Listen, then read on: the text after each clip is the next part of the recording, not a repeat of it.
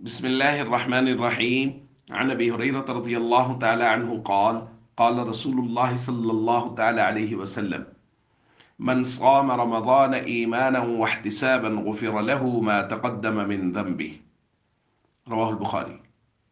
नबी करीम सल्लल्लाहु अलैहि वसल्लम ने इरशाद फरमाया, जिस शख्स ने रमज़ान के रोज़े ईमान की हालत में और खालिस नीयत के साथ रखे, उसके पिछले गुनाह बख्श दिए गए।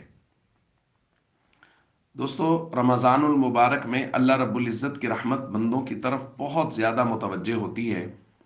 गौर फरमाइए कि वो काम जो हम पर करना लाजिम है, रोज़े रखना फ़र्ज़ है, लाजिम है हम पर, लेकिन इस काम पर भी अल्लाह रब्बुल इज़्ज़त की रहमत इस कदर मुतवज्जे है कि ऐलान कर दिया गया है कि जो शख्स भी रमज़ान के रोज़े रखेगा उसके साबिक़ा गुनाहों को माफ़ कर दिया जाएगा।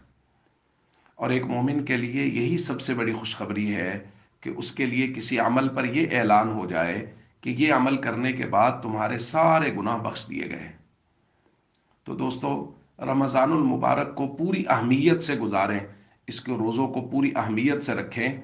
और ये दरख्वास्त ज़रूर करना चाहेंगे कि अपने बच्चों में रमज़ान की अज़मत, अहमियत और फजीलत को मुंतकिल करें। जैसे हमारे बड़ों ने हमारी तरफ इसकी अहमियत को अपने अमल से मुंतकिल किया, हमें भी चाहिए सहर इफ्तार में अपने बच्चों को अपने साथ बिठाएं, उनको दुआएं याद करवाएं और उनको रमज़ानुल मुबारक की अहमियत गोया विरसे में दें कि हमारे बच्चे हमारे अमल से रमज़ानुल मुबारक की अहमियत को, फजीलत को, अज़मत को समझें। हमारी रातों की दुआएं, हमारे नवाफिल, हमारी तहज्जुद, हमारी तरावी, वो सारी चीज़ें हमारे बच्चे देखें तो उनको एक वाज़ेह फ़र्क मालूम हो आम दिनों में और रमज़ानुल मुबारक के मामूलात में।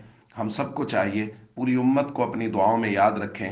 अल्लाह रब्बुल इज़्ज़त इस रमज़ान को हम सब के लिए खैर व बरकत का बाइस बनाए। अस्सलामु अलैकुम वरहमतुल्लाहि वबरकातुहू।